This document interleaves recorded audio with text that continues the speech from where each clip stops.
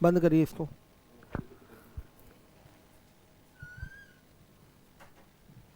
हो गया।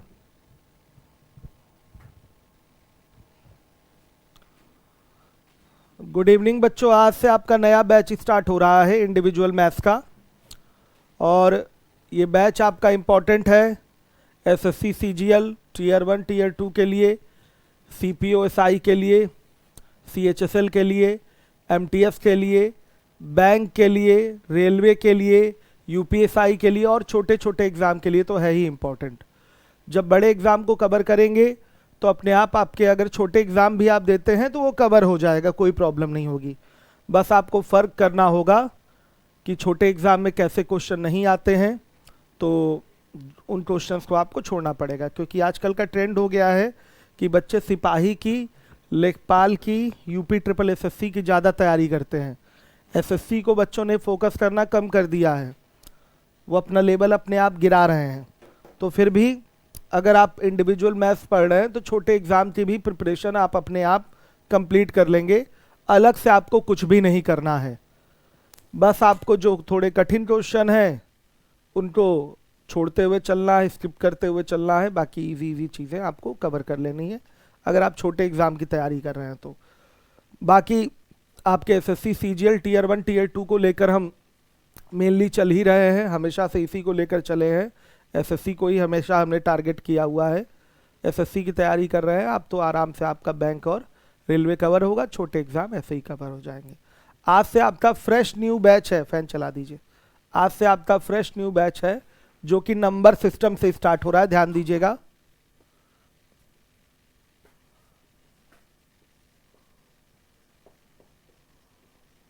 Number system से स्टार्ट हो रहा है आज से आपका नया बैच। नए बैचेज जो फ्रेश न्यू बैचेज होते हैं वो दो ही टॉपिक से हम स्टार्ट करते हैं, एक तो परसेंटेज और एक नंबर सिस्टम से। अभी एक बैच मैंने परसेंटेज से स्टार्ट किया था, फिर अभी उसमें प्रॉफिट लॉस समाप्त होने जा रहा है। अब वो नया बैच आपका मिश्रण से शुरू करेंगे और ये आज से आपका नया फ्रेश न्यू बैच स्टार्ट हो रहा है नंबर सिस्टम से। इसके पहले मैंने आपको इसी बैच में पढ़ाया था स्पीड टाइम डिस्टेंस, तो बहुत सारे बच्चे स्पीड टाइम डिस्टेंस अब पढ़ चुके हैं। अब जो नए बच्चे जुड़े हैं वो नए टॉपिक से पढ़े, नंबर सिस्टम, इसको हिंदी में कहते हैं संख्या पद्धत।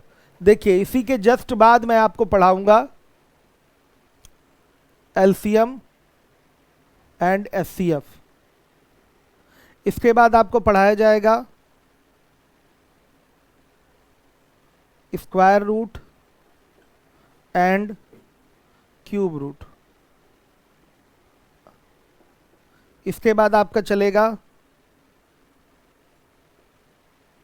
Indices and shirts. ये हो गया लसामसा, ये हो गया वर्गमूल एवं घनमूल, ये आपका है घातांक एवं करणी। इसके बाद पढ़ेंगे आप fraction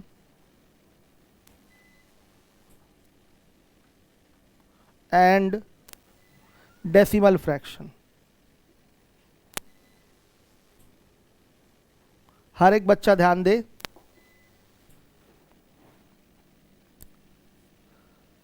fraction and decimal fraction के बाद आप पढ़ेंगे सिंप्लीफिकेशन।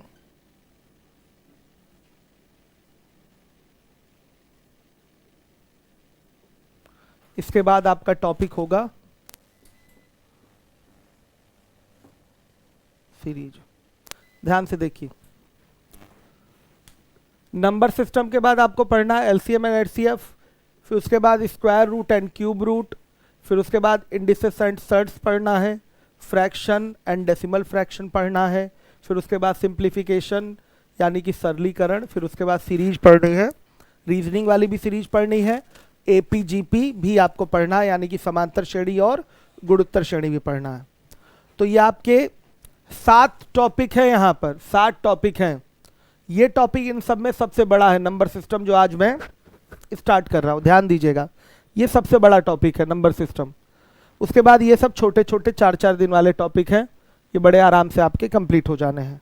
देखिए जो 7 टॉपिक यहाँ लिखा गया है आपके पूरे सिलेबस का 9 से 10% कवर करता है। खैर आजकल तो ज़्यादा क्वेश्चन आने लगे हैं इन सब से, लेकिन फिर भी मान के चलिए ये 7 टॉपिक पूरे सिलेबस का 9 से 10% आपका कवर करता है। देखिए मैं पहले से ही सारी चीज़ें क्लियर कर दूं। मैं जो नंबर सिस्टम आपको पढ़ा रहा हूं उसकी शीट आपकी बनी हुई है, आपके लीवोलन पे भी अपलोड है, और यूट्यूब पे कुछ बच्चे ट्रायल के लिए आए होंगे तो वो आपकी शीट आप टेलीग्राम चैनल पे भी अपलोड है, और यूट्यूब के सब डिस्क्रिप्शन में भी है। यूट्यूब के डिस्क्रिप्शन में भी होना चाहिए, खैर कोई बात नहीं। टेलीग्राम चैनल से भी आप उसको ले सकते हैं, बहुत सारे बच्चों को नहीं जानकारी रहती है ना, तो यूट्यूब के सब डिस्क्रिप्शन बॉक्स में डाल दीजिएगा। चलिए देखिए, इसकी शीट अलग मिलेगी। यहाँ जितने भी टॉपिक मैंने लिखे हैं सबकी अलग अलग आपको शीट मिलेगी, सबको अलग अलग आपका एक क्रमबद्ध तरीके से पढ़ाया जाएगा। बहुत सारी किताबें हैं आपकी जिसमें इसके क्वेश्चन उठाकर नंबर सिस्टम में दे देता है, स्क्वायर रूट भी उठाकर इसमें दे देता है, एलसीएम एचसीएफ भी इसमें दे देता है। तो जब मैं नंबर सिस्टम पढ़ाता हूँ तो बच्चे कहते हैं सर अभी ये टाइप छूटा है, ये टाइप छूटा है, ये टाइप छूटा है।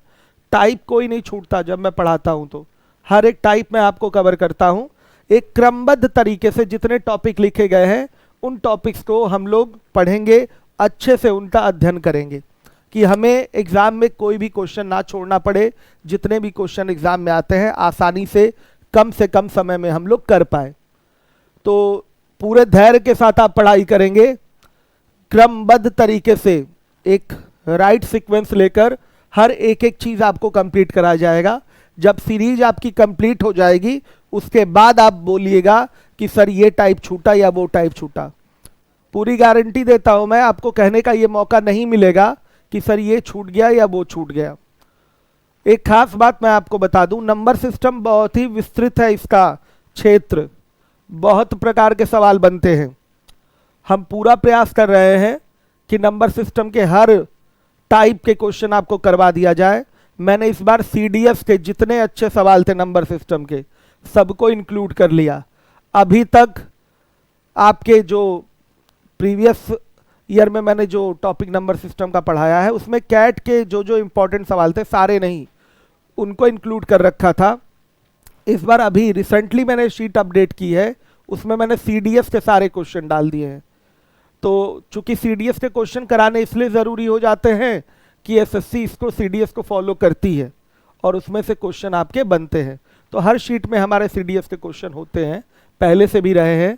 अब लगातार हर साल पेपर आपका होता रहता है सीडीएस का, तो नए नए सवाल दिखते रहते हैं। तो उन सारे नए क्वेश्चन को मैंने आपकी नंबर सिस्टम वाली शीट में इंक्लूड कर रखा है। आपको परेशान नहीं होना है, आपको 10 किताबों के पीछे नहीं भागना है, 10 टीचर के पीछे नहीं भागना है। एक जगह पढ़िए, एक कंटेंट आपको जो प्रोवाइड किया जा रहा है उसको अच्छे से बार बार लगाइए, आपका बेड़ा पार हो जाएगा। एसएससी में कोई सवाल आपका छूटेगा नहीं, गारंटी हमारी है। फिर भी कभी कभार एक आध सवाल नए हमेशा नंबर सिस्टम में आपको मिल जाएंगे, तो उसके लिए चिंतित होने की ज़रूरत नहीं। उस एक सवाल की वजह से आपका सिलेक्शन ना होगा ना रुकेगा। 99 सवाल आपके और भी बचे हुए हैं, आप उनको करिए तो भी आप उतना करने के बाद टॉपर ही कहलाएंगे। हमेशा पेपर में अलजेब्रा और नंबर सिस्टम ये 2 टॉपिक ऐसे हैं जिससे एक आध सवाल ऐसा आ जाता है जो नया होता है, बच्चा उसी को लेके भागता रहता है, अरे अब तो हमको इसी पैटर्न पे पढ़ना है। ऐसा नहीं होता। मुझे 8 साल हो गए पढ़ाते हुए।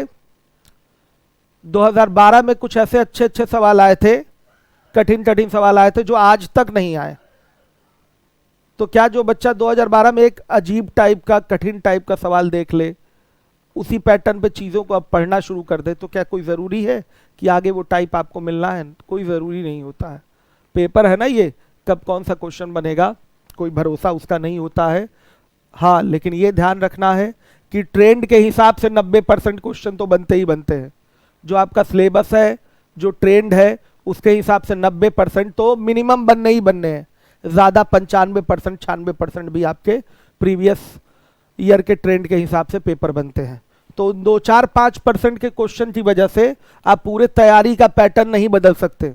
2-4-5% हमेशा नए सवाल आएंगे, उनके लिए आप तैयारी का पैटर्न अगर बदल देंगे तो सिलेक्शन से बाहर हो जाएंगे, कुंठित हो जाएंगे, आत्मविश्वास खो देंगे, डिप्रेशन में चले जाएंगे। और आजकल देख ही रहे हैं डिप्रेशन में जाने के बाद क्या समस्याएं होती हैं।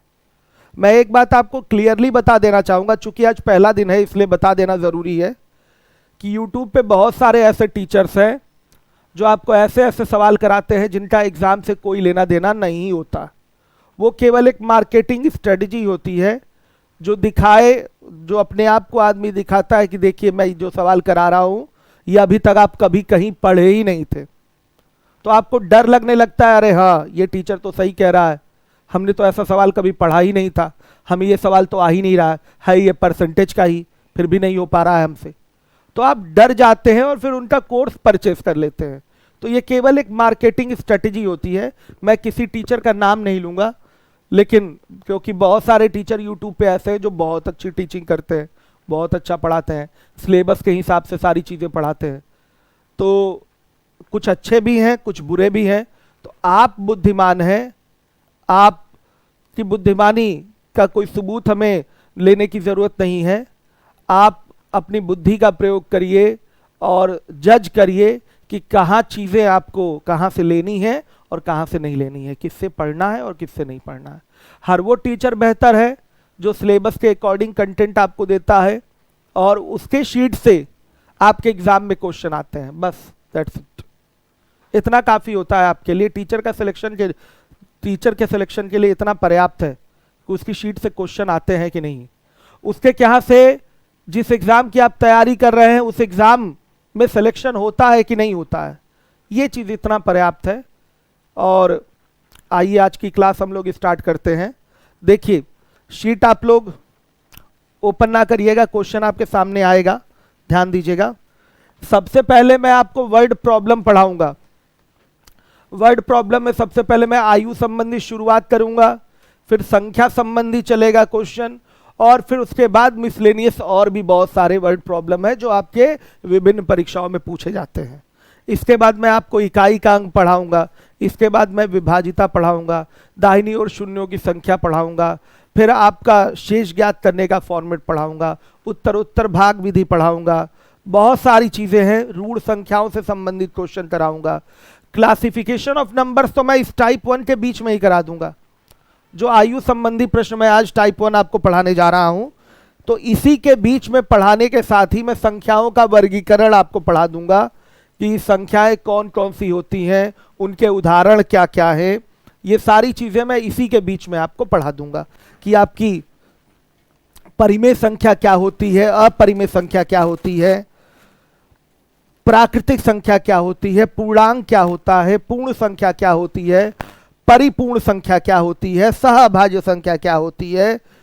ये सारी चीजें मैं क्लासिफिकेशन ऑफ नंबर में एक दिन हमारा पूरा जाएगा, इसी टाइप 1 के ही बीच में मैं आपको करवा दूंगा कि संख्याओं का वर्गीकरण आपका कंप्लीट हो जाएगा। फिर उसके आगे हम लोग लगातार बढ़ते रहेंगे। अभी टाइप 1 में हमें संख्याओं के वर्गीकरण जानने की कोई आवश्यकता नहीं है, ये मेरा पढ़ाने का अपना तरीका है। आप आराम से चीज़ों को सीखते हुए चलिए, क्योंकि हमारे यहाँ हर प्रकार के बच्चे होते हैं, उनको सबको बेस से ही उठाना पड़ता है, तो हम जीरो लेवल से पढ़ाना ही पड़ता है। तो कोई बच्चा अच्छे लेवल का है तो कोई ये ना सोचे सर अभी इतना आसान करा रहे हैं, ऐसे ऐसे करा रहे हैं। तो देखिए हमको सबको लेके साथ में चलना होता है। आप जो पुराने बच्चे होंगे उनको पता है, कोई भी टॉपिक पढ़े होंगे, चाहे परसेंटेज पढ़ाओ, चाहे प्रॉफिट लॉस पढ़ाओ, चाहे वो आपका स्पीड टाइम डिस्टेंस पढ़ाओ, उसको पता है कि हमें क्या पढ़ना है, सर हमें क्या पढ़ा रहे हैं और कब सर का लेवल बढ़ेगा, कब लेवल बढ़ाकर पढ़ाएंगे, तो उनको पता रहता है। नए बच्चे जो जुड़े हैं वो ध्यान दें, पूरा भरोसा रखिए कि चीज़ें जो आपकी कराई जा रही हैं कहीं से भी कमज़ोर नहीं रहेंगी। इतना पढ़ने के बाद आप काफ़ी अच्छा पेपर कर पाएंगे और सिलेक्शन आपका कंफर्म होगा। हाँ देखिए टाइप 1 में आ जाते हैं, पहला सवाल ले आइएगा।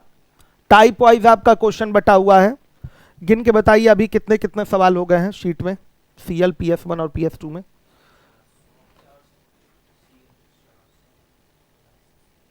देखिए आपका पहला क्वेश्चन है, एक वर्ष पहले समीर और अशोक की आयु का अनुपात क्रमशः 4:3 था। यह अनुपात दिया हुआ, रेशियो दिया हुआ है, ध्यान दीजिएगा। एक साल पहले अगर समीर की आयु 4 थी तो अशोक की आयु 3 थी। 4:3 का रेशियो दिया गया है, तो मान सकते हैं अगर समीर की आयु आपकी 4x तो अशोक की आयु 3x वर्ष, इस तरह से मानना भी मैं बताऊंगा आपको। एक वर्ष बाद उनकी आयु का अनुपात 5:4 हो गया। उनकी वर्तमान आयु का योग वर्षों में क्या होगा। देखिए आयु 3 प्रकार की होती है, वर्तमान आयु, पहले की आयु और बाद की आयु। प्रेजेंट एज होगा, ये बिफोर एज होगा और ये आफ्टर एज होगा। देखिए, तीन प्रकार की आयु होती है बच्चों। एक होती है वर्तमान आयु, एक होती है पहले की आयु, एक होती है बाद की आयु। हर एक बच्चा ध्यान दे। आप वर्तमान की बात समझ गए होंगे। अगर वर्तमान में आप ध्यान से देखिए, वर्तमान में आप 20 वर्ष के हैं, वर्तमान में अगर आप 20 वर्ष के हैं, ध्यान रखिएगा, तो बाबू पूछा जाए कि आप 5 वर्ष पहले कितने साल के रहे होंगे, 5 वर्ष पहले कितने साल के रहे होंगे बताइए। 15 साल के रहे होंगे। हर एक बच्चा बता लेगा इसको। अगर आज आप 20 साल के हैं तो 5 साल पहले कितने साल के रहे होंगे, आप 15 साल के रहे होंगे। अगर बोला जाए 5 साल बाद आप कितने साल के होंगे, यानी कि भविष्य की बात कर रहा है, बाद की बात कर रहा है, तो कितने वर्ष के होंगे, 25 वर्ष के होंगे। ध्यान दीजिएगा। तो आपको ये समझ में आ चुका है कि आयु 3 प्रकार की है। अगर वर्तमान आयु 20 वर्ष है, ध्यान से देखिएगा, ये मैं समझा रहा हूं कॉन्सेप्ट। वर्तमान आयु 20 वर्ष है तो 5 साल पहले की आयु अगर आपसे पूछे तो वर्तमान में 5 कम कर दीजिए, वर्तमान में 5 कम कर दीजिए। सारा आपका आंकड़ा इसी वर्तमान के आगे पीछे घूमेगा। ध्यान दीजिएगा, वर्तमान आयु अगर आपका 20 वर्ष है तो 5 साल पहले की आयु क्या होगी, 5 घटा दीजिए, 15 वर्ष होगी।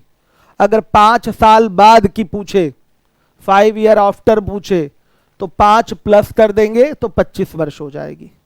अगर मैं आपसे सवाल पूछूं कि 7 वर्ष पहले मेरी आयु 20 वर्ष थी, 7 वर्ष पहले मेरी आयु 20 वर्ष थी, तो वर्तमान में मेरी आयु क्या होगी, 27 वर्ष होगी। ध्यान दीजिएगा, 7 साल पहले 20 साल दिया हुआ है, तो आज कितना होगा, आज कितना होगा, तो आज की आयु ज्यादा होगी तो जोड़कर ही आएगी, तो 20 और 7 27 हो जाएगी। ध्यान दीजिएगा। अगर बोले 10 साल बाद मेरी आयु क्या होगी, तो वर्तमान में 10 जोड़ेंगे, वर्तमान निकालकर वर्तमान में 10 जोड़ेंगे तो कितनी हो जाएगी, 27 और 10 37 वर्ष हो जाएगी। समझिए इस बात को। तो समझ में आ रहा होगा आपके कि आयु 3 प्रकार की है। एक होगी वर्तमान आयु, एक होगी आपकी पहले की आयु और एक होगी बाद की आयु। इंग्लिश में बोलेंगे प्रेजेंट एज, बिफोर एज और आफ्टर एज। इस चीज को समझिएगा। अब आइए, यहां पर दे रखा है 1 साल पहले समीर और अशोक की आयु का अनुपात, समीर और अशोक की आयु का अनुपात 4:3 है। तो 4:3 बाबू ये अनुपात है। ध्यान से देखिए, ये 4:3 अनुपात है। अगर आप यहां से एग्जैक्ट मान अगर मानना चाहें कि समीर की आयु 1 साल पहले क्या थी और अशोक की आयु 1 साल पहले क्या थी, तो यहां पर 4x और 3x वर्ष आपको मानना पड़ेगा। समझिए, ये आपकी रियल वैल्यू नहीं होती है, आपकी रियल वैल्यू को कटाकर छोटा कर दिया गया है। रियल वैल्यू जितना सिंप्लीफाई होकर लिखा जा सकता है आपने उसको लिख दिया और ये 4-3 का उसमें बोल दिया कि रेशियो है, अनुपात है। ध्यान दीजिए। तो इस अनुपात से अगर कभी भी वास्तविक आयु लिखनी हो तो यहां पर x से मल्टीप्लाई कर देंगे। 1 साल पहले समीर की आयु 4x वर्ष और 1 साल पहले अशोक की आयु 3x वर्ष होगी। आप ऐसे लिख देंगे। ध्यान दीजिएगा, वर्ड प्रॉब्लम पहले समझिए। जो बेसिक बच्चे हैं उनके लिए बहुत अच्छा रहेगा पहले वर्ड प्रॉब्लम समझना। देखिए, आप पहले का सॉल्यूशन देखिएगा, कहां तक है ये देखिए। सॉल्यूशन देखिए मेथड 1 से। माना 1 वर्ष पहले समीर की आयु बराबर कितना होगा, 4x वर्ष। 4 नहीं बोल सकते। जब भी रियल में फिगर लेना है, वास्तविक फिगर लेना है आयु का, तो 4x वर्ष होगा। और 1 वर्ष पहले अशोक की आयु क्या होगी, अशोक की आयु क्या हो जाएगी, 3x वर्ष। फिर बोला है 1 वर्ष बाद उनकी आयु का अनुपात 5:4 होगा। देखिए 4x और 3x, ये क्या है, इनकी 1 साल पहले की आयु है। तो बाबू 1 साल बाद की आयु अगर आपको उठानी है तो वर्तमान पे आना पड़ेगा, याद रखिएगा। कभी भी आपको आगे पीछे चलना है तो वर्तमान पे आना पड़ेगा। ये अभी पीछे हैं आप, 1 साल पहले की आयु 4x और ये 3x वर्ष है। 1 साल बाद की अगर आपको आयु चाहिए, 1 साल बाद की अगर आयु चाहिए तो क्या करेंगे, पहले वर्तमान पे आएंगे। तो वर्तमान में आने के लिए आप 1 जोड़ेंगे इसमें। ये 1 साल पहले की आयु थी तो 1 अगर जोड़ देंगे तो वर्तमान आयु आ जाएगी। फिर 1 साल बाद की आयु चाहिए तो अब क्या करेंगे, इससे भी आगे जाएंगे। 1 साल वर्तमान में, ये वर्तमान आयु आ चुकी है, 1 साल वर्तमान में जोड़िए तो ये समीर की 1 साल बाद की आयु हो जाए, सॉरी 1 साल बाद की आयु समीर की हो गई, और इसमें भी 1 जोड़ेंगे तो ये 1 साल बाद अशोक की आयु हो जाएगी। तो बच्चों ये बटा में जो लिख दिया गया है ये भी रेशियो है।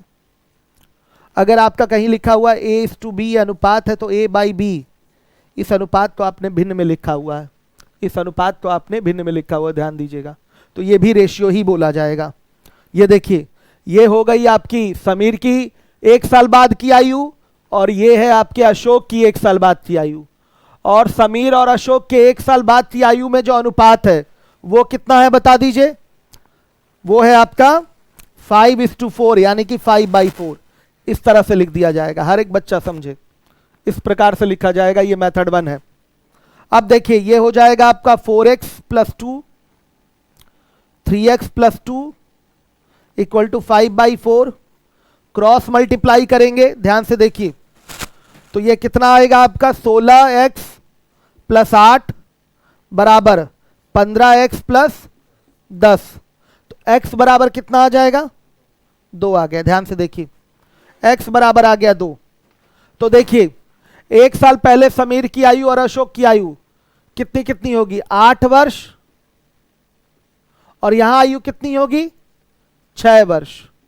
ये 1 साल पहले की आयु है, ध्यान दीजिएगा, ये 1 साल पहले की आयु है। बोला गया है उनकी वर्तमान आयु का योग क्या होगा, वर्तमान आयु का योग। अब आप पहले ओरल बताइए, समीर की वर्तमान आयु क्या होगी, 1 साल पहले समीर की आयु 8 वर्ष है, तो अगर वर्तमान यानी कि प्रेजेंट में उसकी आयु पूछी जाए तो 9 वर्ष होगी, होगी कि नहीं होगी, निश्चित रूप से होगी। अगर पूछा जाए अशोक की 1 साल पहले की आयु 6 वर्ष है तो वर्तमान आयु क्या होगी, 7 वर्ष होगी। तो क्या करेंगे, 9 वर्ष समीर की वर्तमान आयु, 7 वर्ष अशोक की वर्तमान आयु, दोनों ऐड कर दिया जाएगा तो कितना आ जाएगा, 16 वर्ष। ये आपका बेसिक से आंसर दिया है आपने। एग्जाम में भले ऐसे नहीं करना है, लेकिन हर एक बच्चे को ये आना चाहिए। ये मेथड 1 है, हर एक बच्चा देखे। 5/4 में x इसलिए नहीं लिखा है आशीष, ध्यान दीजिएगा। यहां पर देखिए हमें रियल फिगर न्यूमेरिकल फिगर जोड़ना है, ठीक है। और ये इस तरह से जोड़कर कभी भी आपको कोई चीज आगे जोड़नी है, घटानी है, तो यहां वास्तविक उम्र माननी पड़ेगी। 4x वर्ष और 3x वर्ष हमने मान लिया वास्तविक उम्र। तो 1 साल पहले की वास्तविक उम्र 4x है, तो वर्तमान की उम्र क्या होगी, 4x + 2 वर्ष होगी, 4x + 2 वर्ष होगी। इसी तरह से अशोक की वर्तमान उम्र 3x + 1 होगी, 1 साल बाद की जो वर्तमान उम्र होगी वो 3x + 2 होगी। ध्यान से देखिए, 3x + 2 होगी, ये इनकी वास्तविक उम्र है।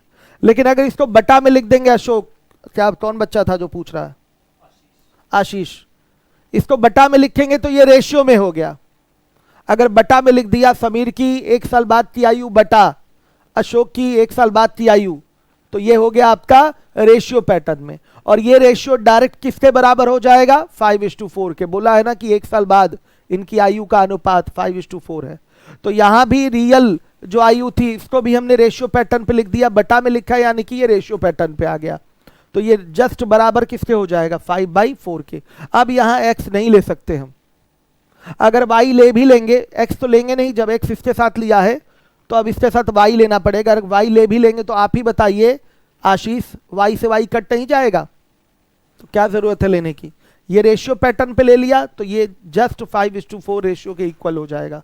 क्रॉस मल्टीप्लाई करके x का मान निकाला है तो इनकी 1 साल पहले की आयु आ गई 8 वर्ष और 6 वर्ष, वर्तमान आयु आ गई, वर्तमान आयु का योग आ जाएगा 9, 7, 16 वर्ष। देखिए ये एक मेथड हुआ। हर एक बच्चा ध्यान दे, ये मेथड 1 है आपका। एग्जाम का तरीका भले ये नहीं है लेकिन सबको आना चाहिए। चलिए बेसिक तो सबको क्लियर होना चाहिए। अब आ जाइए आप लोग, जरा चाय का प्रबंध करवाइए। आप चाय ही तो पी रहे थे। अच्छा बोल दीजिए किसी को, बोल दीजिए। चलिए देखिए मेथड 2 की अगर बात करें तो मेथड 2 है क्रॉस मल्टीप्लिकेशन मेथड।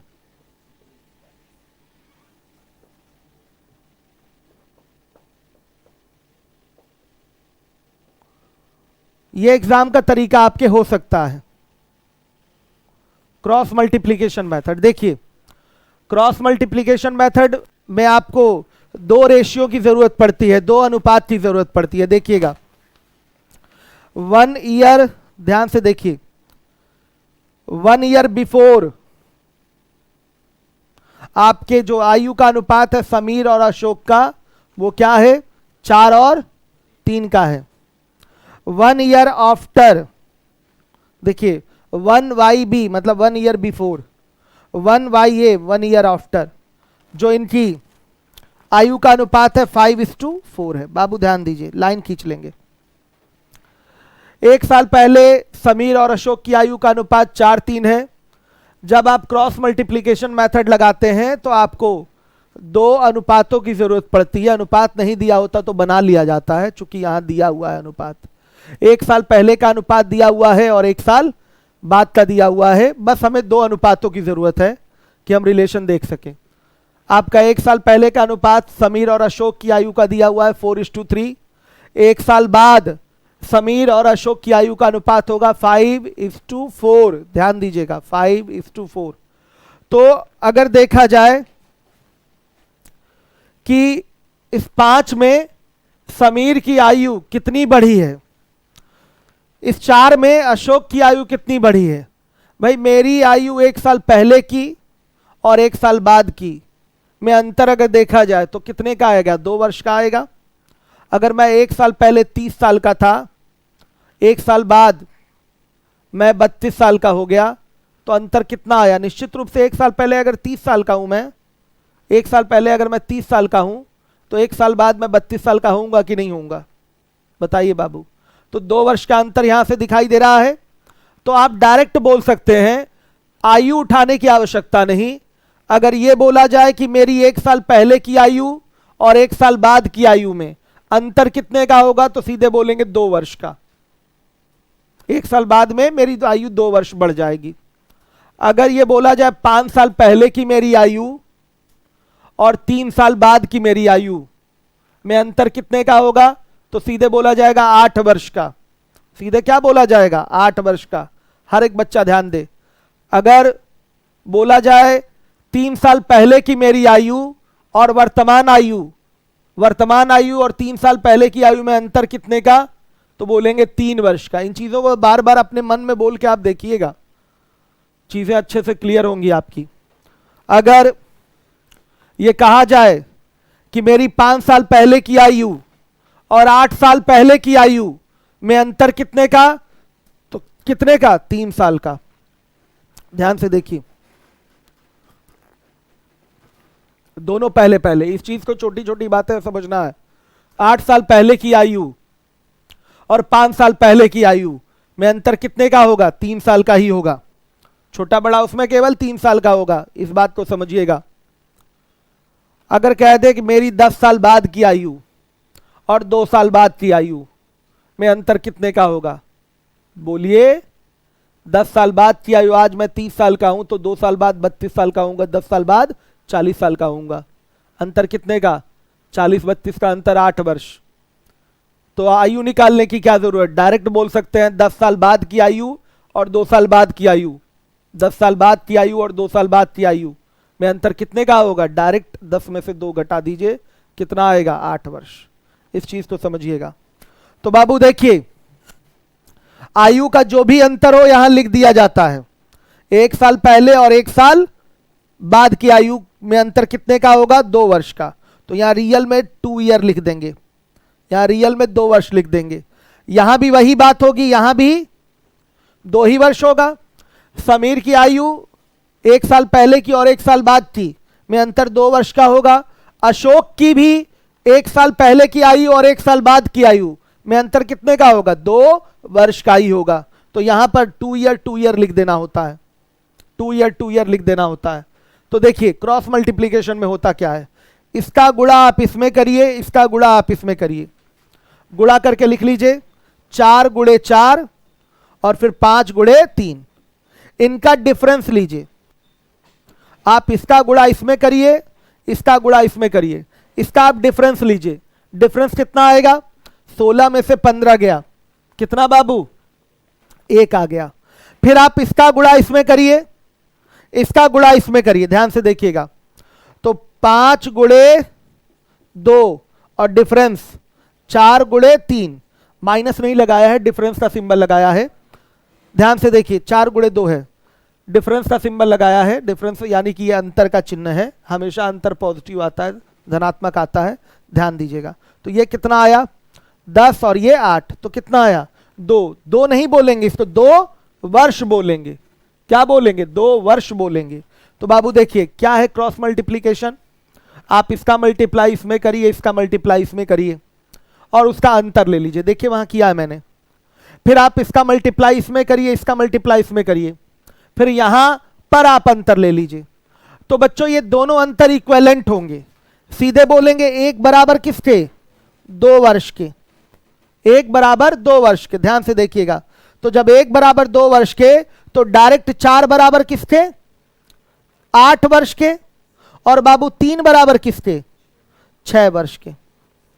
ये समीर की आयु हो गई, ये अशोक की आयु हो गई, और ये भी 1 वर्ष पहले का है, 1 वर्ष पहले का है, याद रखिएगा।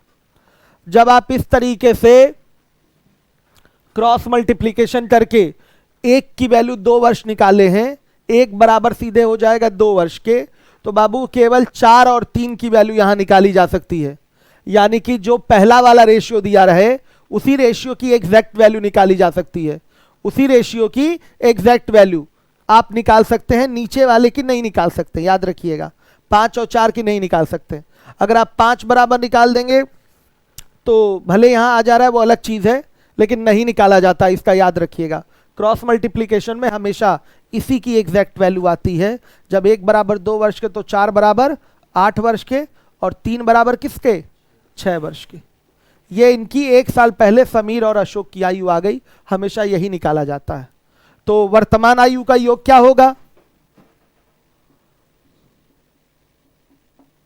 इतना स्लो मोशन में इसलिए पढ़ा रहे हैं कि आगे के सवाल हम छोड़ सकें।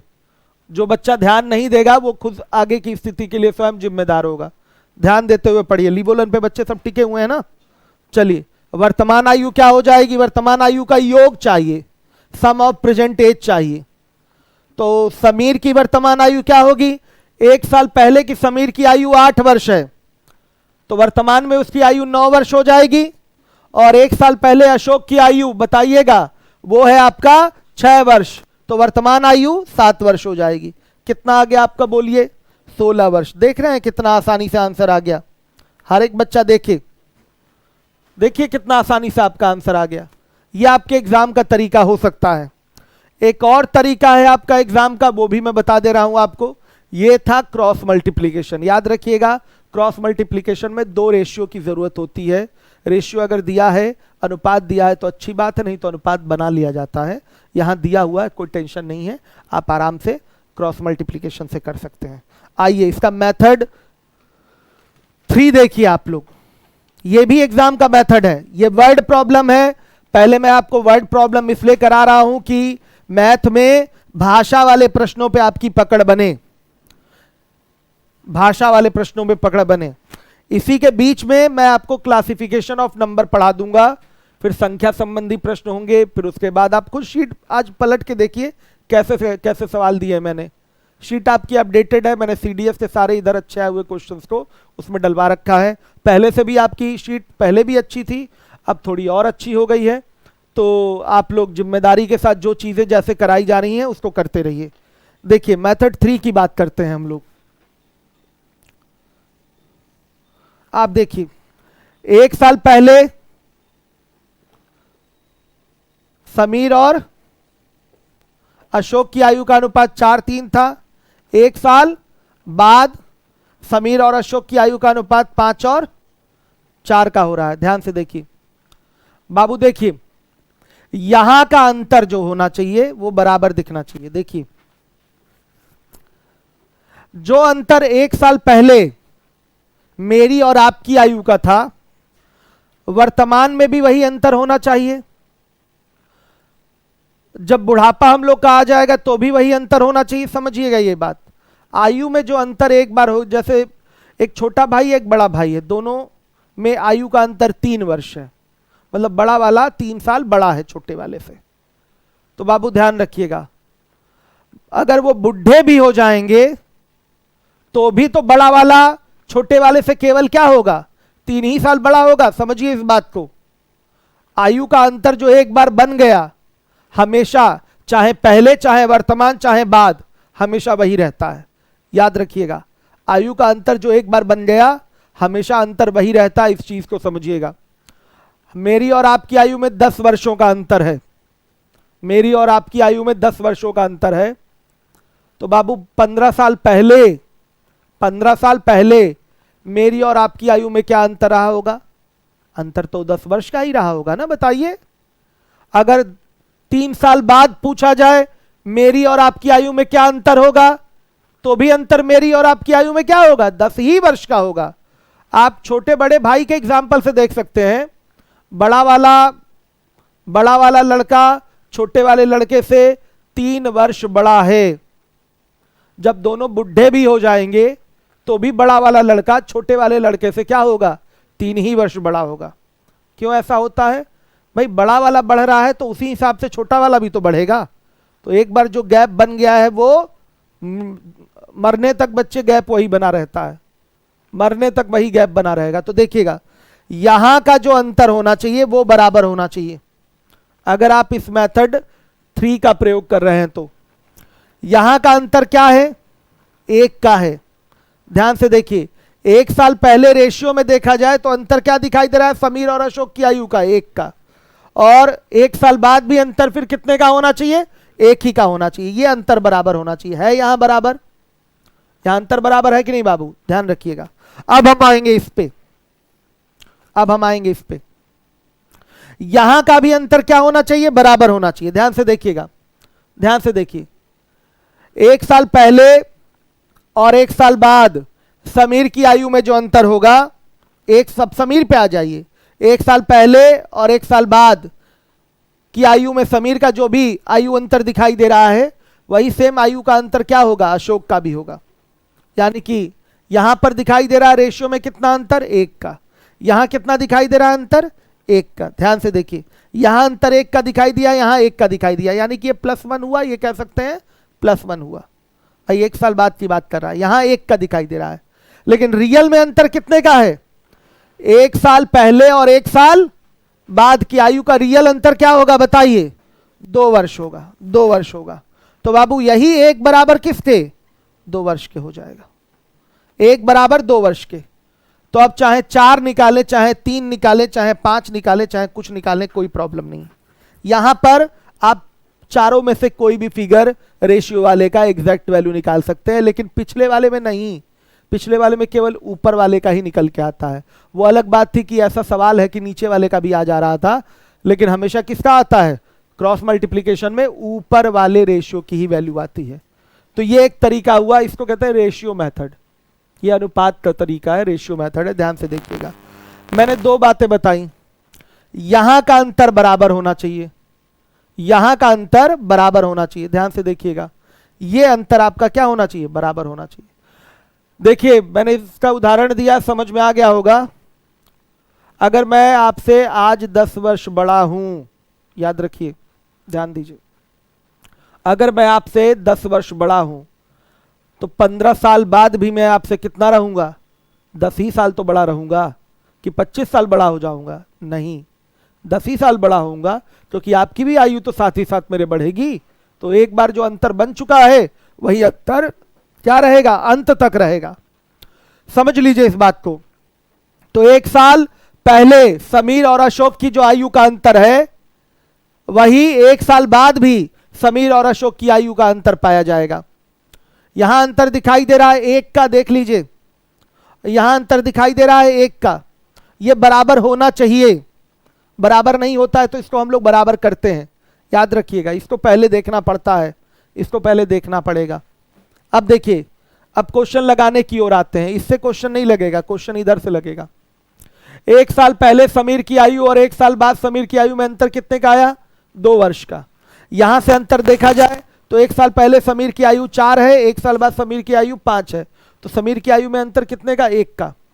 वही बात, जो अंतर समीर की आयु में होगा वही अंतर अशोक की आयु में भी निश्चित रूप से होगा। जो अंतर समीर की आयु में होगा वही अंतर क्या होगा? अशोक की आयु में भी होगा। तो ध्यान से देखिए, 1 साल पहले अशोक की आयु और 1 साल बाद अशोक की आयु में अंतर कितने का है?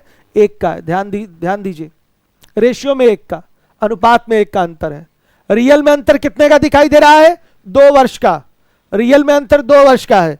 तो बाबू 1 बराबर किसके हो गया? बोले, 1 बराबर हो गया आपका 2 वर्ष के, 1 बराबर हो गया आपका 2 वर्ष के, समझिए। तो अब 4 बराबर निकालेंगे तो 8 वर्ष क्या आएगा, और 3 बराबर निकालेंगे तो 6 वर्ष क्या आएगा। आपसे पूछा गया वर्तमान आयु, ध्यान दीजिएगा, वर्तमान आयु का योग, वर्तमान आयु का योग तो सबको पता है वो 9 साल का हो जाएगा समीर वर्तमान में, और अशोक 7 साल का हो जाएगा। कितना आया? 16 वर्ष। तो ये 3 तरीके आपको सिखाए गए हैं, तीनों पे आपकी अच्छी प्रैक्टिस होनी चाहिए। चलिए अब अगला क्वेश्चन हम लोग देखेंगे।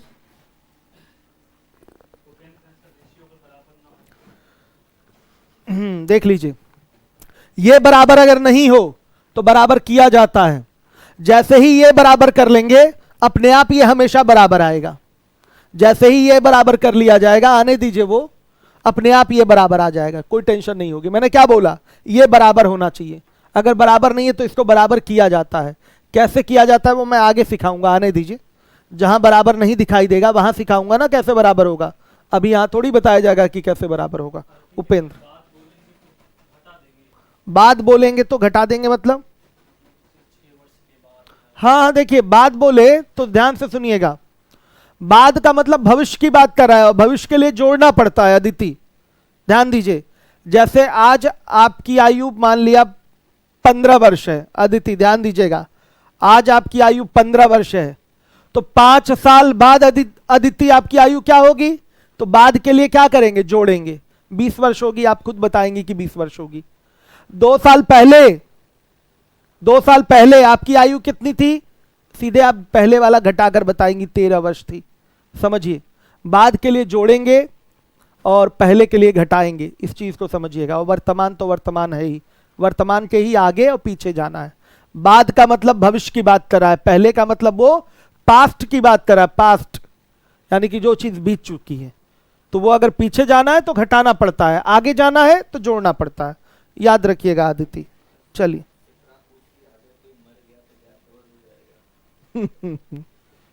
नहीं, वो गैप हमेशा बना रहता है शिप्रा, ध्यान दीजिएगा। कभी जो गैप एक बार बन गया है वो हमेशा रहेगा।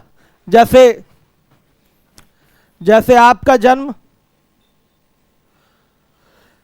वर्ष 2000 में हुआ है, ध्यान से देखिए, आपका जन्म वर्ष 2000 में हुआ है, किसी और का जन्म वर्ष 2005 में हुआ है। ध्यान से देखिएगा, तो बताइए, आयु का अंतर हमेशा यहीं से दिखाई देगा। आयु का अंतर हमेशा यहीं से, 5 वर्ष ये बड़ा है, 5 वर्ष ये क्या है, सॉरी 5 वर्ष ये क्या रहेगा, छोटा रहेगा। आप 5 वर्ष बड़ी हैं। ध्यान से देखिए, आपका जन्म पहले हुआ है तो ये अंतर 5 वर्ष का हमेशा बना रहेगा। और किसी के मरने के बाद भी उसका जन्म वर्ष तो नहीं बदलेगा ना शिप्रा। अगर कोई मर गया सन 2000 में, जिसने जन्म लिया है, मान लिया 2080 में वो मरा, ध्यान दीजिएगा, और तो उसका डेट ऑफ बर्थ तो नहीं चेंज हो जाएगा, उसका तो जन्म 2000 वर्ष में माना जाएगा। 2005 वाला कभी भी मर गया, कभी भी मर गया, तो उसका जन्म वर्ष तो नहीं बदलेगा, जन्म वर्ष तो वही रहेगा।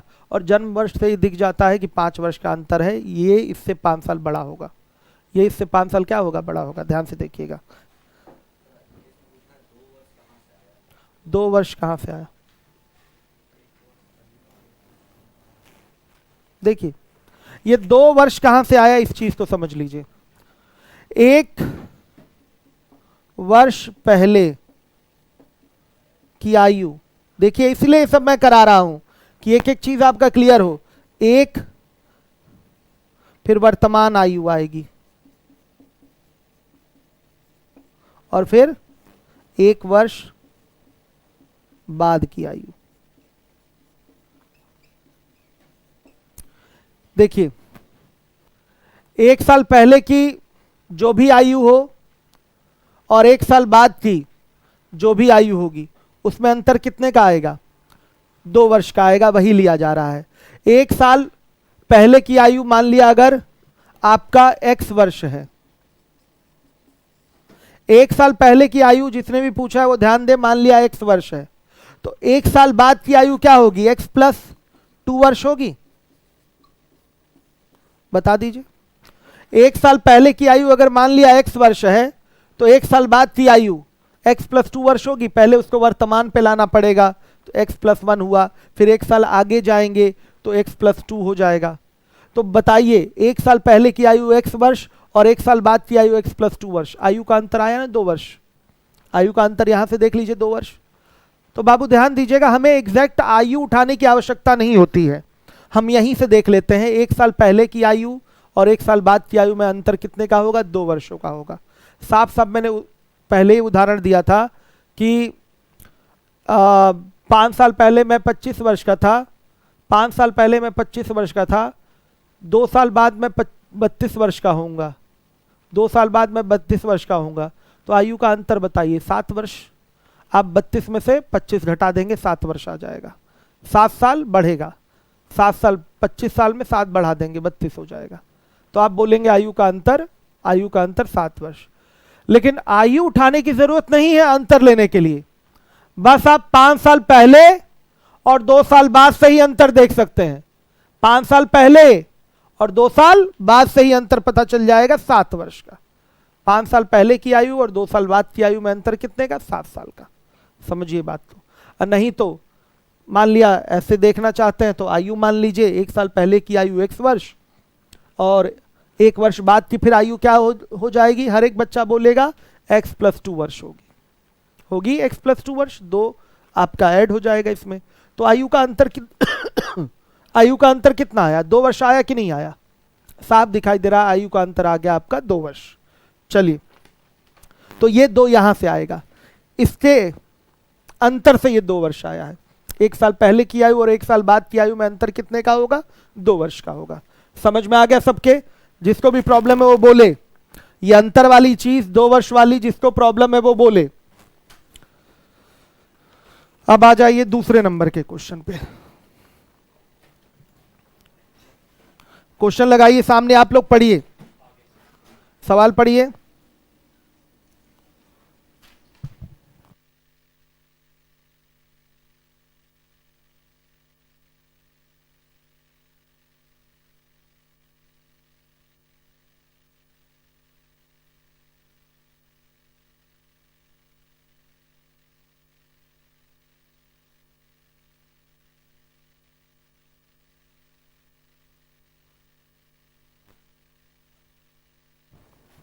आइए देखिए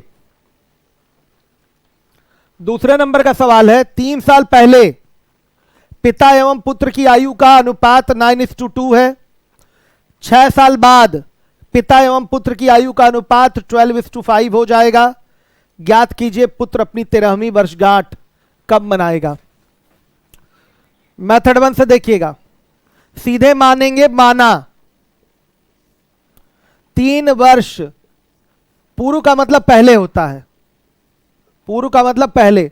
3 वर्ष पूर्व पिता की आयु, एग्जैक्ट आयु मानेंगे तो 9x वर्ष होगी। 9:2 का अनुपात दिया था पिता और पुत्र की आयु में, यह अनुपात है, तो जब भी आपको एग्जैक्ट आयु माननी है तो 9x, मतलब इसके साथ एक आप वैल्यू ले लेंगे x या y या z कुछ भी, 9x, और ये आपका पुत्र की जो आयु होगी वो 3x हो जाएगी। ये एग्जैक्ट आयु हो गई। 3 साल पहले पिता की आयु 9x वर्ष और 3 साल पहले पुत्र की आयु क्या होगी, यहां 2x वर्ष हो जाएगी, ध्यान दीजिएगा। फिर बोला है 6 साल बाद पिता एवं पुत्र की आयु का अनुपात 12-15 होगा। तो देखिए 6 साल बाद पिता की आयु क्या होगी, 9x में क्या जुड़ेगा, 3 साल पहले को पहले वर्तमान में लाइए।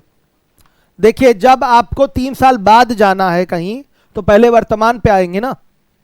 आप खुद सोचिए, अगर आपको 3 साल बाद की आयु लेनी है तो आप पहले वर्तमान पे आएंगे, तब उसमें आगे बढ़ के आप बाद की आयु पे पहुंचेंगे। तो ध्यान से देखिएगा, पहले पिता को ले आए हैं वर्तमान पे, ये 3 साल पहले की आयु है तो 3 जोड़ेंगे तो पिता की वर्तमान आयु आएगी।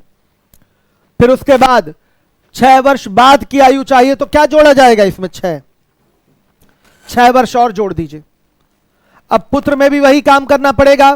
3 साल पहले पुत्र की आयु 2x वर्ष, ध्यान से देखिए, वर्तमान पे लाइए तो 3 जोड़ेंगे, 6 साल बाद जाना है तो इसमें 6 जोड़ दिया जाएगा। ये आपकी 6 साल बाद पिता की आयु और पुत्र की आयु का अनुपात हो गया। बटा में अगर कोई चीज लिख दी जाएगी एग्जैक्ट वैल्यू भी, तो ये रेशियो को प्रदर्शित कर रहा है। और ये रेशियो किसके बराबर होगा, 12/5 के बराबर होगा, 12/5 के बराबर होगा। हल करेंगे क्रॉस मल्टीप्लाई करके तो x बराबर क्या आ रहा है, बताइए, x बराबर क्या आ रहा है बताइएगा आप लोग।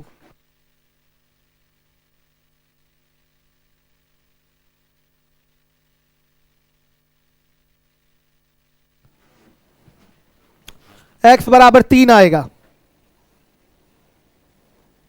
ध्यान दीजिएगा, x बराबर आपका 3 आ रहा है। हर एक बच्चा देखिए, हमसे पूछा गया पुत्र अपनी 13वीं वर्षगांठ कब मनाएगा। देखिए तो 3 साल पहले पुत्र कितने वर्ष का है, 6 वर्ष का है। तो वर्तमान में पुत्र की आयु क्या होगी,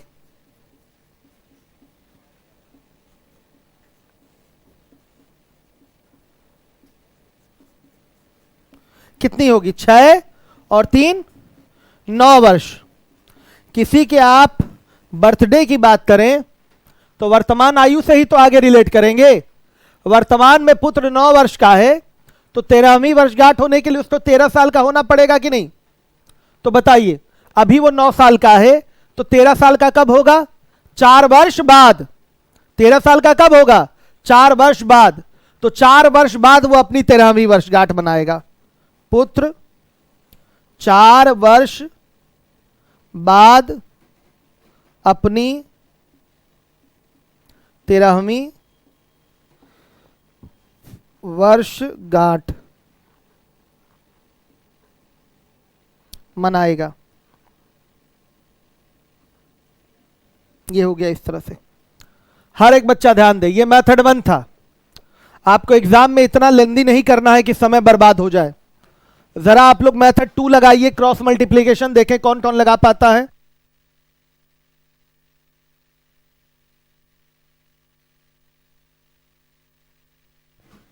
लगाइए, क्रॉस मल्टीप्लिकेशन लगाइए।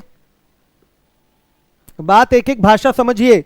ये भाषा वाले प्रश्न इसलिए कराए जा रहे हैं कि मैथ में पकड़ मजबूत हो आपकी।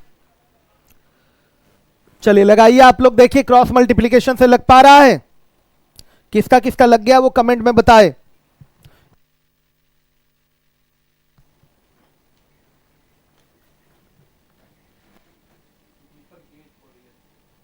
दीपक दिए हैं, लगा लिए थे वो।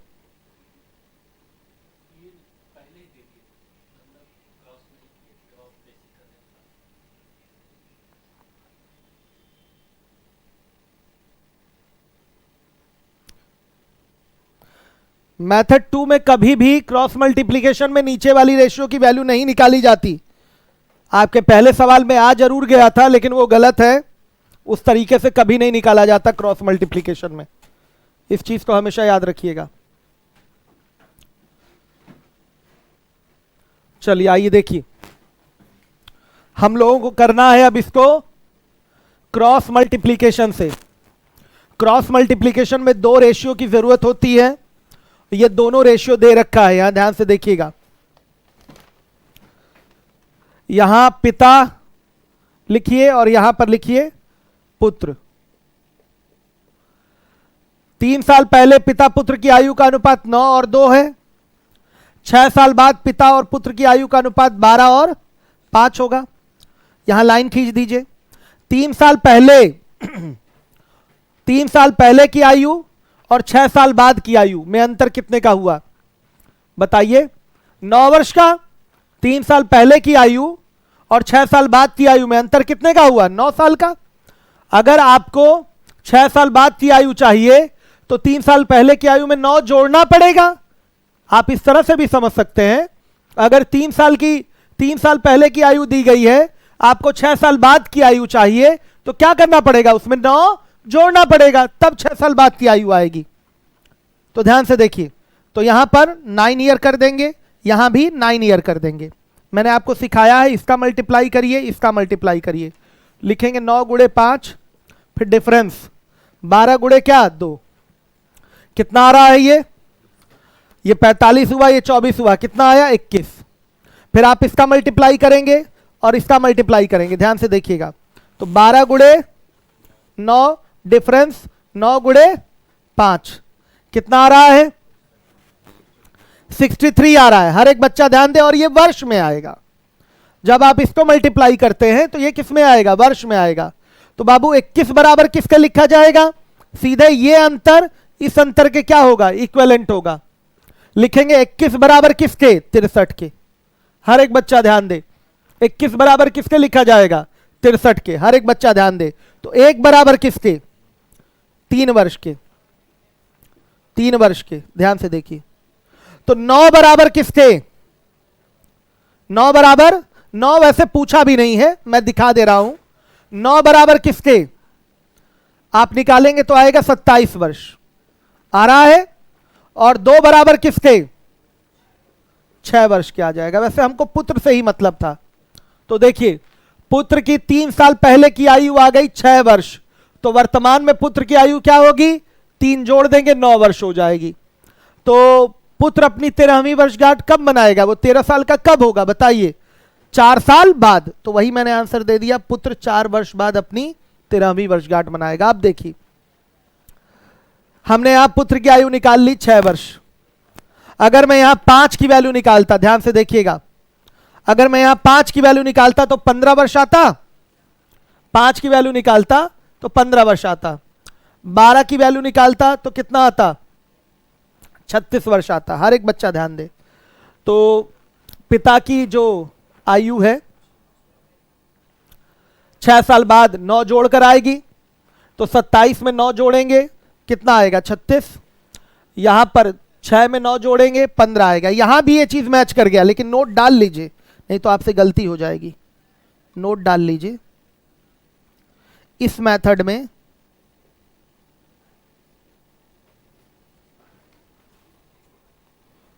प्रारंभ के रेशियो वाली, प्रारंभ के रेशियो की केवल रियल वैल्यू, इस मेथड में प्रारंभ के रेशियो की केवल रियल वैल्यू निकाली जा सकती है।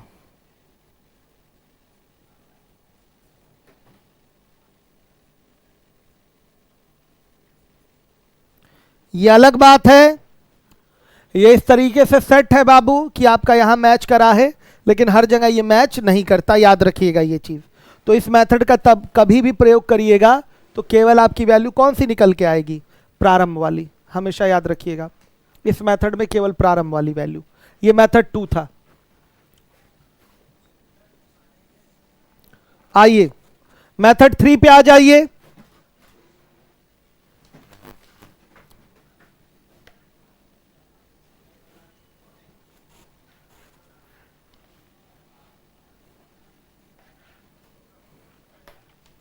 हर एक बच्चा ध्यान दे।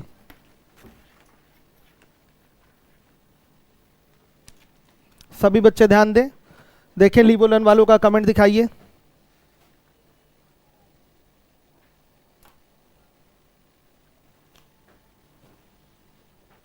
कमेंट चाहिए ना हमें।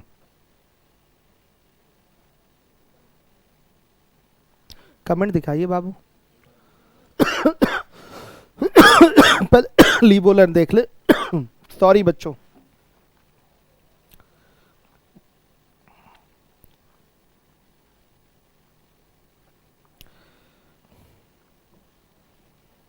ठीक है, सब आंसर भी दे रहे हैं।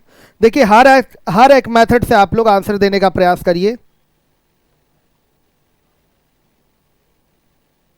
गुड। हर एक तरीके से आंसर देने का प्रयास करिए। कई बच्चों की ये कंप्लेन रहती है कि आप स्मार्ट बोर्ड पे क्यों नहीं पढ़ाते हैं। तो बाबू स्मार्ट बोर्ड पे मैं इसलिए नहीं पढ़ाता क्योंकि उसमें जगह बहुत कम रहती है, जगह उसमें बहुत छोटी सी रहती है। सवाल मुझे नोट ज़्यादा लिखाने रहते हैं। नोट इसलिए लिखाता हूँ कि आप लोग भविष्य में कभी चीज़ों को दोहराएं तो अच्छे से समझ में आ जाए। तो केवल figure figure figure figure note करा दूंगा, क्या फ़ायदा। ठीक है, पता चला कटा के सीधे आंसर दे दिया, तो वो काम नहीं करवाना होता। नोट पूरा प्रॉपर लिखाना होता है, इसलिए कि आपको भविष्य में भी तो दोहराना है चीज़ों को, तो आप दोहरा सके अच्छे से। आइए देखिए, यहां पर मेथड 3 की अगर हम बात करेंगे तो 3 ईयर बिफोर पिता और पुत्र की आयु का जो अनुपात है वो 9:2 है, और 6 ईयर आफ्टर पिता और पुत्र की आयु का अनुपात 12:5 है। देखिए यहां का अंतर क्या आना चाहिए, बराबर आना चाहिए। मैंने क्या बोला था, 3 साल पहले जो अंतर पिता और पुत्र की आयु का होगा, 6 साल बाद भी वही अंतर पिता और पुत्र की आयु का होगा। तो 7 यहां भी और 7 यहां भी, देख लीजिए। अब हम यहां से देखेंगे, 3 साल पहले पिता की आयु और 6 साल बाद पिता की आयु में रेशियो अंतर कितना आ रहा है, बताइए, 3 का। तो यहां भी रेशियो अंतर कितने का आएगा, 3 का ही आएगा। जब ये चीज बराबर आ रही है हमारी, तो इधर से भी ये चीज क्या आएगी, बराबर ही आएगी, ध्यान रखिएगा। तो बाबू देखिए, 3 साल पहले पिता की आयु के रेशियो और 6 साल बाद पिता की आयु का रेशियो का अंतर आया 3, पुत्र का भी 3 ही आएगा। तो रियल में आयु का अंतर क्या है, 3 साल पहले पिता की आयु और 6 साल बाद पिता की आयु में अंतर 9 वर्ष का होगा। कितने का अंतर होगा, 9 वर्ष का। इधर से भी अंतर 9 ही वर्ष होगा। तो ध्यान से देखिए, ये 3 बराबर किसके हो जाएगा, 9 वर्ष के। 3 बराबर किसके हो गए, 9 वर्ष के। तो देखिए 1 बराबर किसके, 3 वर्ष के। तो पुत्र की आयु निकालिए, 2 बराबर किसके, 6 वर्ष के। ये पुत्र की आ गई 3 साल पहले की आयु, तो पुत्र की वर्तमान आयु क्या होगी, वर्तमान आयु बताइए। 6 वर्ष है 3 साल पहले, तो वर्तमान में क्या होगा, 3 जोड़ेंगे तभी तो वर्तमान में आएंगे। वर्तमान में आना है तो सुनिएगा, अगर पहले की आयु दी गई है, वर्तमान में आना है तो जोड़कर आएंगे। अगर बाद की आयु दी गई है, वर्तमान में आना है तो घटाकर आएंगे। वर्तमान बीच में रहता है ना, ध्यान से देखिए। तो 6 + 3 यानी कि कितना, 9 वर्ष। बताइए पुत्र अपनी 13वीं वर्षगांठ कब मनाएगा, 4 वर्ष बाद। तो 4 वर्ष बाद पुत्र अपनी 13वीं वर्षगांठ मनाएगा।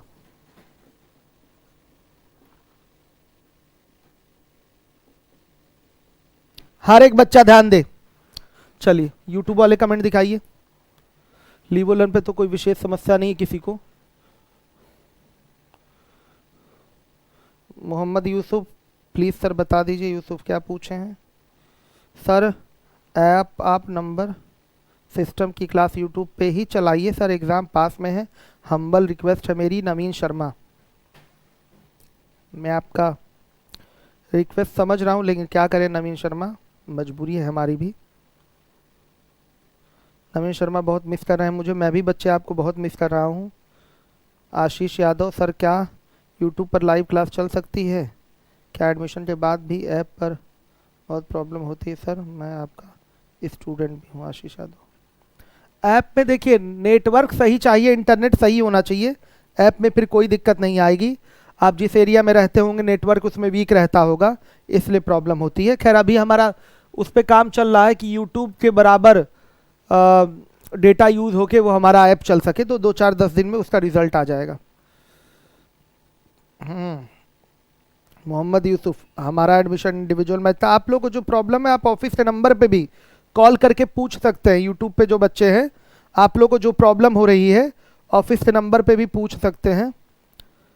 हाँ मोहम्मद यूसुफ, आप जब आपका एडमिशन है दिसंबर में तो आप क्यों नहीं अपना डिटेल भेज रहे हैं? ऑफिस का एक नंबर दिया तो गया है फेसबुक पे, यहाँ लिखने की कोई ज़रूरत नहीं है। लग गया, बहुत सारे बच्चों ने कर लिया।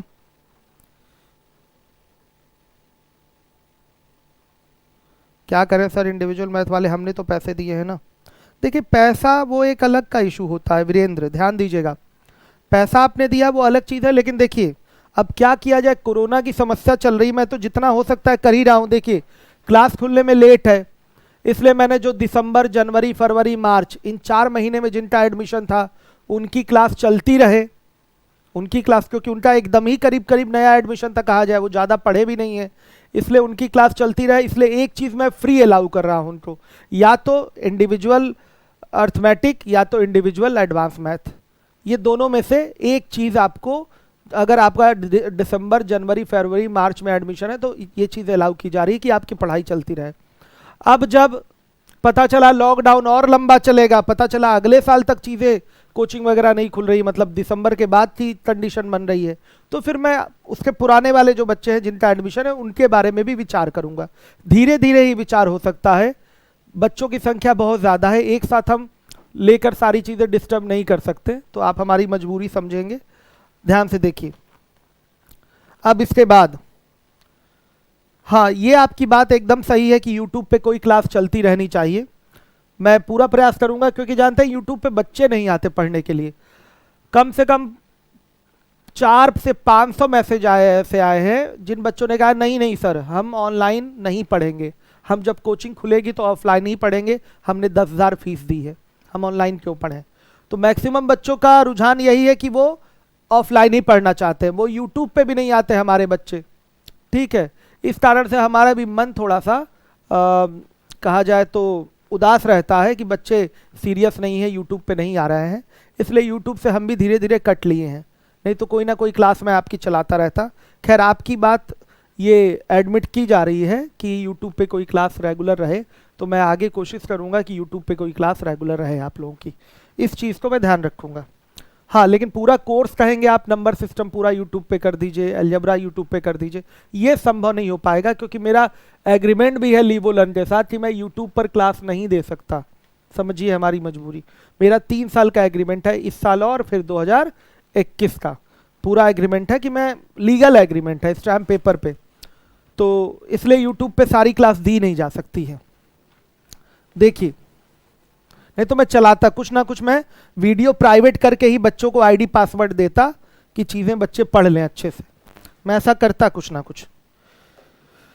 चलिए देखिए अब है आपका, और यूट्यूब पे ही सब कुछ पढ़ा दूंगा ना, तो फिर ऑफलाइन क्लास में 2021 में भी कोई आएगा नहीं पढ़ने के लिए, याद रखिएगा। तो इतना बड़ा सेटअप है, करोड़ों का खर्चा होता है, सारी चीज़ें चलती हैं, तो जब आप पैसा देते हैं तो ही चल पाती हैं, तो आप पर ही हम डिपेंड हैं, ठीक है। तो इसलिए थोड़ा समझिए, और इसलिए देखिए हमसे जो हो पा रहा है मैं सुविधा दे रहा हूँ। दिसंबर, जनवरी, फरवरी, मार्च तक के बच्चों को अभी फ़िलहाल चाहे एडवांस चाहे अर्थमेटिक फ्री अलाउ किया जाएगा। वो अपना डिटेल, अगर आई कार्ड नहीं है तो डिटेल, एक व्हाट्सअप का नंबर दिया गया है, फेसबुक पे आप जाके पोस्ट में देख सकते हैं, वहाँ से आप उस व्हाट्सअप नंबर को ले लीजिए और उस पर आप लोग अपना डिटेल सेंड कर दीजिए। आइए तीसरे नंबर का सवाल है आपका, मेथड 1 देखिए, बेसिक से बोला गया है अरविंद के पिता की आयु उसकी आयु का 4 गुना है। यह वर्तमान की ही बात कर रहा है, अगर कुछ भी ना लिखे तो आप वर्तमान ही मानिए। अरविंद के पिता की आयु उसकी आयु का 4 गुना है, यदि 5 साल पहले पिता की आयु पुत्र की आयु का 7 गुना थी तो अरविंद के पिता की वर्तमान आयु क्या है? देखिए यहां पर अगर अरविंद की आयु अगर आपने x वर्ष मान ली तो पिता की आयु क्या हो जाएगी? 4x वर्ष हो जाएगी। लेकिन आयु ये कैसी है? वर्तमान आयु ये कैसी होगी? वर्तमान। लिखेंगे यहां पर अरविंद की वर्तमान आयु,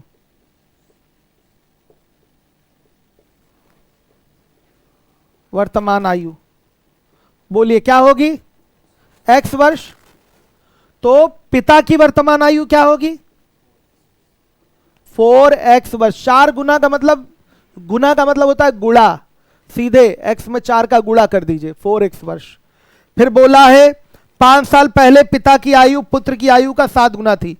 अब लिखिए 5 साल पहले पिता की आयु निश्चित रूप से क्या होगी? 4x माइनस 5 होगी। देखिए वर्तमान आयु से 5 साल पहले जाना है तो 5 घटा देंगे। इन चीजों को आप व्यवहारिक रूप से समझिए, आप इसमें से 5 वर्ष घटा देंगे। तो 5 साल पहले अगर पिता की आयु ली जा रही है तो पुत्र की भी आयु क्या ली जाएगी? सेम टेंस में ली जाएगी। लिखा नहीं होता है, लेकिन अगर पिता को 5 साल पहले ले जा रहे हैं तो पुत्र को भी 5 साल पहले ले जाइए। दोनों की बात जब होगी तो सेम टेंस में होगी, याद रखिएगा। केवल पिता का बोला है, भाषा पढ़ के देखिएगा, बोला गया है 5 साल पहले पिता की आयु पुत्र की आयु का 7 गुना थी। तो बच्चे सोचने लगते हैं कि ये आयु इसका 7 गुना। कई सारे बच्चे यहां गलती करते हैं, वो सोचने लगते हैं कि ये आयु 5 साल पहले पिता की आयु पुत्र की आयु यानी कि अरविंद की आयु का 7 गुना, x का 7 गुना करने लगते हैं। ये बात यहां गलत है, यहां लिखता नहीं है, केवल एक को दे देगा कि इतना पहले या इतना बाद, तो दूसरे को भी आपको सेम टेंस में ले जाके रखना होता है। तो 5 साल पहले अगर पिता की आयु उठाई जा रही है तो 5 साल पहले पुत्र की भी यानी कि अरविंद की भी आयु उठेगी, जो कि क्या होगी? x माइनस 5 होगी। x माइनस क्या होगी? 5 होगी। तो ये पिता की जो आयु है पुत्र की आयु का 7 गुना। तो अगर आप इसमें 7 का गुणा कर देंगे, मैंने अभी अभी बोला है गुना मतलब गुणा, तो 7 का गुणा कर देंगे तो ये दोनों क्या हो जाएंगे? बराबर हो जाएंगे। समझिएगा 4x minus 5 equal to x minus 5 into 7, ये समझिएगा। दोनों की बात होगी तो सेम टेंस में होगी, किसी को कोई कंफ्यूजन नहीं होना चाहिए। हल करना ये आपको आता होगा। x बराबर क्या आएगा? 10 आ गया। अब क्या पूछा गया है आपसे? अरविंद के पिता की वर्तमान आयु, साफ दिखाई दे रहा है कितना? 40 वर्ष। कितने वर्ष? 40 वर्ष। ये आपका एक मेथड 1 हो गया। आप बेसिक से लगाना सीखिए, आना चाहिए आपको। अब आइए, समय समाप्त हो गया है तो 2 मिनट भी नहीं चलेगा, चल जाएगा ना? देखिए अगला मेथड। आइए मेथड 2 क्रॉस मल्टीप्लिकेशन की बात करते हैं हम लोग। यहां पर लिखेंगे अरविंद और उसका यहां पिता। बोला गया है कि अरविंद के पिता की आयु उसकी आयु का 4 गुना है। तो अरविंद की आयु बाबू 1, तो पिता की आयु क्या? 4 बोल सकते हैं। तो ये अरविंद और पिता की आयु में रेशियो हो गया। अरविंद की आयु का 4 गुना है पिता की आयु, तो अरविंद की आयु 1, तो इसकी आयु क्या होगी? 4। आगे बोला है 5 साल पहले पिता की आयु पुत्र की आयु का 7 गुना थी। तो 5 साल पहले पिता की आयु पुत्र की आयु का 7 गुना थी, तो ये 1, ये प्रेजेंट है और 5 ईयर बिफोर की बात की जा रही है। तो अरविंद की आयु अगर 1 है, रेशियो ले रहा हूं, तो इसकी आयु क्या होगी? 7। पिता की आयु क्या हो जाएगी? 7। मैंने बोला था कि जब क्रॉस मल्टीप्लिकेशन मेथड का प्रयोग करें तो 2 रेशियो की जरूरत होती है। अब देखिए आयु में जो अंतर है वो क्या है? ये आपका 5 साल पीछे जा रहा है तो -5 मत लिखिए, दोनों को -5 ईयर बिफोर, -5 ईयर लिखने की जरूरत नहीं, केवल 5 ईयर लिख दीजिए और यहां भी 5 ईयर लिख दीजिए। समयों का अंतर, वर्तमान आयु और 5 साल पहले की आयु, वर्तमान आयु किसी की और 5 साल पहले की आयु में अंतर क्या होगा? 5 ही वर्ष का होगा। यहां 5 लिख दिया, यहां 5 लिख लिया, इसका मल्टीप्लाई इसमें, इसका मल्टीप्लाई इसमें, तो क्या होगा? 7 हुआ और ये 4 हुआ। 7 4 का अंतर कितना? 3। इसका मल्टीप्लाई इसमें 5 हुआ और ये कितना हुआ? 35 हुआ। तो 5 और 35 का अंतर कितना? 30। ध्यान दीजिएगा 5 और 35 का अंतर कितना? 30। अब देखिए 1 बराबर किसके 10, ये वर्ष के। तो बाबू किसका पूछा गया है, पिता का, पिता का यानी कि 4। 4 बराबर किसके, जब इस मेथड का प्रयोग करते हैं तो ये नीचे वाली वैल्यू नहीं निकलती है, याद रखिएगा। जब इस मेथड का प्रयोग करें तो नीचे वाली वैल्यू नहीं निकलती है। ये मेथड 2 था, ये मेथड 2 था, हर एक बच्चा ध्यान दे। मेथड 3 देखिए, देखिए आज ज्यादा क्वेश्चन तो नहीं हो पाए हैं, लेकिन फिर भी जो हुआ है उसको अच्छे से प्रैक्टिस करिए। मेथड 3 देखिए, स्पीड ज्यादा तो नहीं है। देखिए यहां पर प्रेजेंट में अगर देखा जाए तो अरविंद और उसके फादर की आयु का जो रेशियो आएगा 1 और 4 आएगा। आप अगर देखें 5 ईयर बिफोर तो अरविंद और फादर की आयु का अनुपात 1 और 7 आएगा। बाबू ये देखिए यहां का अंतर क्या है, 3 है, यहां का अंतर क्या है, कितना है, 6 है। तो बाबू ध्यान रखिएगा, वर्तमान में जो अंतर है 5 साल बाद भी वही अंतर होना चाहिए, जबकि यहां अंतर बराबर नहीं है। ध्यान दीजिएगा, यहां अंतर बराबर नहीं है, इस चीज को समझिए, अंतर बराबर नहीं है। तो अंतर बराबर नहीं है तो यहां 3 आ रहा है, यहां 6 आ रहा है। तो बाबू यहां भी 6 बनाने के लिए याद रखिएगा, 6 बनाने के लिए किससे गुणा कर दें, 2 से। याद रखिएगा अनुपात में एक ही संख्या से गुणा किया जाता है। किसी रेशियो में अगर एक ही संख्या से गुणा कर देते हैं तो रेशियो पर कोई प्रभाव नहीं पड़ता। जैसे 1:2 लिखा हुआ है आपने, या 1:4 ही लिखा हुआ है, आपने इसमें 2 से गुणा कर दिया तो ये क्या हो जाएगा, 2:8 हो जाएगा। बाबू अभी भी ये कट के तो 1:4 ही आएगा। 2:8 भले हो जा रहा है लेकिन अभी भी ये कट के क्या आएगा, 1:4 ही आएगा। तो अगर किसी अनुपात में एक ही संख्या से गुणा कर देते हैं तो अनुपात पर कोई प्रभाव नहीं पड़ता। जो बच्चे कह रहे थे कि ये चीज बराबर नहीं आएगी तो क्या करेंगे, देखिए यही काम करेंगे। 6 है यहाँ, 6 बनाने के लिए 2 से गुणा कर दिया। बोलिए ये कितना आएगा, 2 और 8, और ये अपना पुराना ही है 1 और 7 है, 1 और 7। ध्यान दीजिएगा यहां अंतर कितने का, 1 का, यहां कितने का, 1 का। कह सकते हैं 1 कम हुआ, यहां 1 कम हुआ। और यहां पर समयों का अंतर देखा जाए, समय कितना आपका कम हुआ, तो 5 वर्ष कम हुआ। यही 1 बराबर किसके, 5 वर्ष के। 8 अब लेंगे पिता की वर्तमान आयु का रेशियो, 4 नहीं अब 8 लेंगे, ये नया रेशियो हो गया। तो 8 बराबर किसके, 40 वर्ष के। यह आपका आंसर होगा। सीखिए इन सब तरीकों को, कल भी आगे ऐसे क्वेश्चन चलता रहेगा आपका। देखिए टाइम मुझे लगता है बढ़ाना पड़ेगा क्योंकि चीजें और बढ़ गई हैं ना, काफी कुछ और बढ़ा दिया है मैंने नंबर सिस्टम में। काफी 80 के आसपास क्वेश्चन जुड़े हैं। कितने कितने हैं, सीएल में कितने क्वेश्चन हैं, 400, PS1 में 180, PS2 में 80 क्वेश्चन है। टोटल 660 क्वेश्चन है आपके, और सब स्तरीय प्रश्न है नंबर सिस्टम में।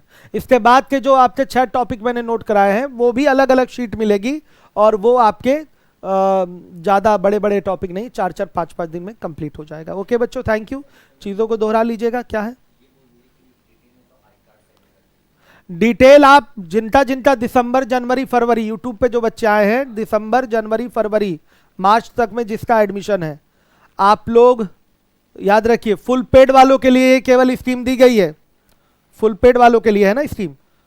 और यह जिनका 5,000 से प्लस एडमिशन, जिन्होंने 5,000 से ऊपर फीस जमा कर रखी है उनके लिए है, और 5,000 से ऊपर वालों के लिए है, फुल पेड वालों के लिए रखिए, नहीं तो ऐसे बच्चे बहुत ज़्यादा हो जाएंगे। फुल पेड वालों के लिए रहेगा, और गोविंदपुर वालों के लिए जिन्होंने फुल पेड कर रखा है उनके लिए भी रखी है ये चीज़। गोविंदपुर वालों के लिए भी जिन्होंने फुल पेड कर रखा है, बिना डिस्काउंट के एडमिशन कराया होगा, 5,000 प्लस में ही कराया होगा एडमिशन, तो उनके लिए भी ये स्कीम आपकी रहेगी। ठीक है, तो वो भी पढ़ सकते हैं। डिटेल में आप लोग अपना आई कार्ड भेजिए, और आईडी पासवर्ड तो बाद में चला जाएगा, लिस्ट बनेगी। और अगर आई कार्ड नहीं है, आई कार्ड नहीं है अगर आपके पास, तो एडमिशन का आप लोग अपना डेट या मंथ भेजिए, पिताजी का नाम, और जो फॉर्म पे आप लोगों ने अपना फ़ोन नंबर डाला था वो भेजिए, हम यहाँ से डिटेल निकाल लेंगे।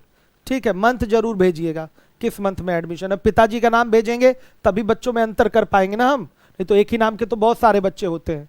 ठीक है, और वो फ़ोन नंबर भी डाले रहेंगे तो उससे भी हम अंतर कर पाएंगे। तो एक ही बार में सर्च मारने पर सर्च हो जाता है। तो ये इतनी चीज़ें आप भेजेंगे। बहुत सारे बच्चों का तो आई कार्ड यहीं इलाहाबाद में छूटा हुआ है, तो निश्चिंत रहें।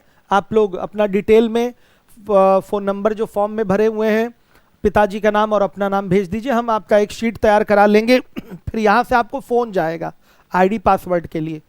तो ध्यान दीजिएगा, ये आईडी आपकी तब तक वैलिड रहेगी जब तक यहाँ ऑफलाइन क्लास नहीं करने आएंगे। ऑफलाइन क्लास आपको कहाँ से मिलेगी? जितना आप पढ़ चुके रहेंगे ऑनलाइन में, उसके आगे से मिलेगी। और जैसे ही आप यहाँ आएंगे, ऑफलाइन क्लास अलाउ कराने के लिए ये आईडी ऑनलाइन वाली ब्लॉक कर दी जाएगी। जिनकी फ्री आईडी होगी उनकी आईडी ब्लॉक हो जाएगी। चलिए, ओके, थैंक यू।